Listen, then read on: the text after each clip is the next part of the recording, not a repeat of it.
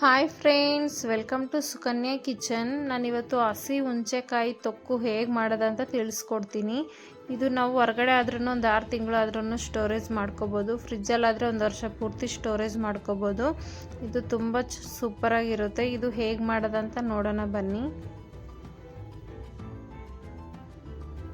ಇದಕ್ಕೆ ಮೊದಲನೇದಾಗಿ stove on ಮಾಡಿಕೊಂಡು ಕಡಾಯಿ ಇಟ್ಕೊಂಡಿದ್ದೀನಿ. ಅದಕ್ಕೆ ನಾನಿಲ್ಲಿ ಒಂದು 2 ಟೀ ಸ್ಪೂನ್ ಆಗೋಷ್ಟು ಎಣ್ಣೆ ಹಾಕ್ಕೊಳ್ತಾ ಇದ್ದೀನಿ. ಎಣ್ಣೆ ಬಿಸಿ ಆದಮೇಲೆ 1 ಟೀ ಸ್ಪೂನ್ ಆಗೋಷ್ಟು ಇಲ್ಲಿ ಮೆಂತ್ಯ ಕಾಳನ್ನು ಹಾಕ್ಕೊಳ್ತಾ ಇದ್ದೀನಿ.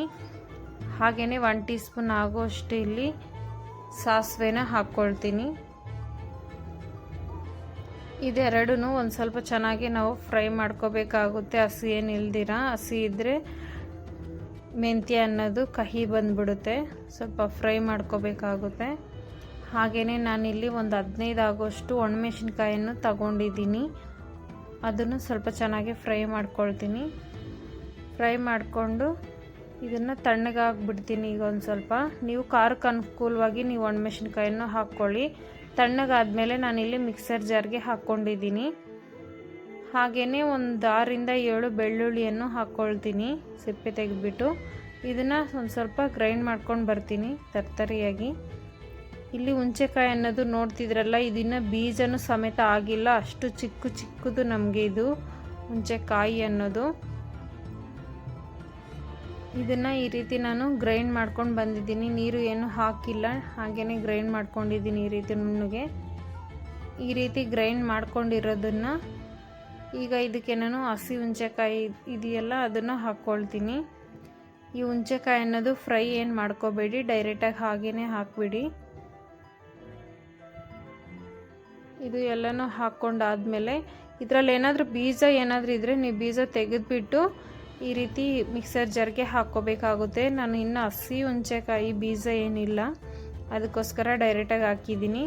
ಹಾಗೆಯೇ ಒಂದು ಅರ್ಧ ಟೀ ಸ್ಪೂನ್ ಆಗೋಷ್ಟು ಅರಶಿನ ಪುಡಿ, 1.5 ಟೀ ಸ್ಪೂನ್ ಆಗೋಷ್ಟು ಇಲ್ಲಿ ಸಾಲ್ಟನ್ನು ಹಾಕ್ಕೊಳ್ತೀನಿ. ನೀವು ನೋಡಿಬಿಟ್ಟು ಹಾಕ್ಕೊಳ್ಳಿ ಸಾಲ್ಟ್ ಅನ್ನೋದು. ಈ ರೀತಿ ಹಾಕ್ಕೊಂಡು ಇದನ್ನು ಗ್ರೈಂಡ್ ಮಾಡ್ಕೊಂಡು ಬರ್ತೀನಿ. ಫುಲ್ ನುಣ್ಣಗೆ ಗ್ರೈಂಡ್ ಮಾಡ್ಕೋಬೇಕಾಗುತ್ತೆ, ನೀರು ಏನೂ ಹಾಕಬೇಡಿ. ಇದರಲ್ಲಿ ಇನ್ನು ಕಾಯಿ, ಇದು ಚಿಕ್ಕದಿನ್ನ ಕಾಯಿ ಅಲ್ವಾ, ಅದರಲ್ಲಿರೋ ನೀರೇ ಸಾಕಾಗುತ್ತೆ, ನೀರೇನು ಹಾಕೋಕ್ಕೆ ಹೋಗಬೇಡಿ.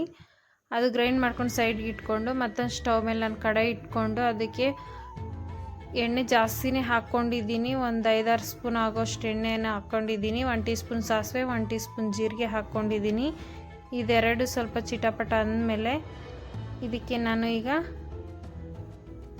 ಒಂದು ಸ್ವಲ್ಪ ಕರಿಬೇವನ್ನು ಹಾಕ್ಕೊಳ್ತೀನಿ. ಒಂದು 3 ಕಡ್ಡಿ ಆಗೋಷ್ಟು ಕರಿಬೇವು ಹಾಕ್ಕೊಂಡಾದ್ಮೇಲೆ ಇದಕ್ಕೆ ನಾನೀಗ ಒಣಮೆಣಸಿನ್ಕಾಯಿ ಒಂದು 3 ಹಾಕ್ಕೊಳ್ತಾ ಇದ್ದೀನಿ. ಇದಕ್ಕೆ ಸ್ವಲ್ಪ ಎಣ್ಣೆ ಜಾಸ್ತಿನೇ ಇರಬೇಕು. ಇವಾಗ ಮಾವಿನಕಾಯಿದು ಹೇಗೆ ಮಾಡ್ತೀವೋ ಅದೇ ಥರನೇ ಇದಕ್ಕೆ ನಾನು ಇಂಗನ್ನು ಹಾಕ್ಕೊಳ್ತೀನಿ. ಸ್ವಲ್ಪ ಇಂಗು ಹಾಕೋದ್ರಿಂದ ಸೂಪರಾಗಿ ಟೇಸ್ಟ್ ಇರುತ್ತೆ, ಅದಕ್ಕೋಸ್ಕರ ಇಂಗು ಹಾಕ್ಕೊಳ್ತಾ ಇದ್ದೀನಿ. ಇದೆಲ್ಲ ಹಾಕ್ಕೊಂಡು ಒಂದ್ಸರಿ ಚೆನ್ನಾಗಿ ಮಿಕ್ಸ್ ಮಾಡ್ಕೊಳ್ತಾ ಇದ್ದೀನಿ. ಈ ರೀತಿ ಮಿಕ್ಸ್ ಮಾಡಿಕೊಂಡು ಈಗ ಒಂದು 8 ರಿಂದ 9 ಬೆಳ್ಳುಳ್ಳಿನ ಈ ರೀತಿ ಚೆಚ್ಚಿಬಿಟ್ಟು ಹಾಕ್ಕೊಳ್ತಾ ಇದ್ದೀನಿ. ಸಿಪ್ಪೆ ಏನು ತೆಗೆದಿಲ್ಲ, ಹಾಗೆ ಡೈರೆಕ್ಟಾಗಿ ಹಾಕ್ಕೊಳ್ತಾ ಇದ್ದೀನಿ.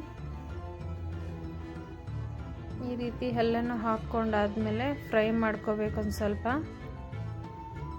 ಈ ರೀತಿ ಫ್ರೈ ಮಾಡ್ಕೊಂಡಿರೋದನ್ನು ಈಗ ನಾವು ಮಿಕ್ಸಿಗೆ ಹಾಕಿ ಇಟ್ಕೊಂಡಿದ್ವಲ್ಲ ಹುಣಸೆ ತೊಕ್ಕನ್ನು, ಅದನ್ನು ಹಾಕ್ಕೊಳ್ತೀನಿ.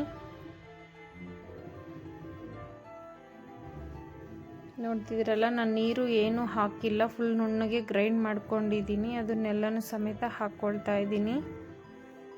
ಇದು ತುಂಬಾ ಟೇಸ್ಟಿಯಾಗಿರುತ್ತೆ ಫ್ರೆಂಡ್ಸ್. ಇದು ಬಿಸಿ ಅನ್ನದ ಜೊತೆಗೆ ಸ್ವಲ್ಪ ತುಪ್ಪ ಹಾಕ್ಕೊಂಡು ತಿಂತಾ ಇದ್ದರೆ ಎಷ್ಟು ಚೆನ್ನಾಗಿರುತ್ತೆ ಗೊತ್ತಾ, ಸೂಪರಾಗಿರುತ್ತೆ. ಹಾಗೆಯೇ ಇದು ರೊಟ್ಟಿಯಲ್ಲಿ ಸಮೇತ ತಿನ್ಬೋದು, ತುಂಬಾ ಚೆನ್ನಾಗಿರುತ್ತೆ.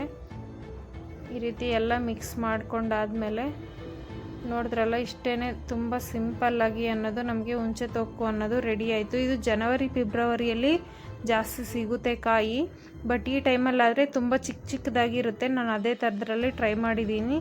ಪ್ಲೀಸ್ ಈ ವಿಡಿಯೋ ಇಷ್ಟ ಆದರೆ ಪ್ಲೀಸ್ ಲೈಕ್ ಮಾಡಿ. Thank you for watching.